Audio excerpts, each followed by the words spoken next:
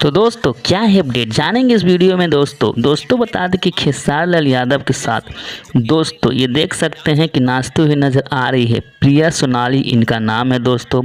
और दोस्तों बता दें कि यूट्यूब शॉर्ट्स वीडियो बनाती है और काफ़ी ये वीडियो वायरल हो भी चुका है इसका दोस्तों। और खेसारी लाल के जैसा डांस हूबहू करती है दोस्तों।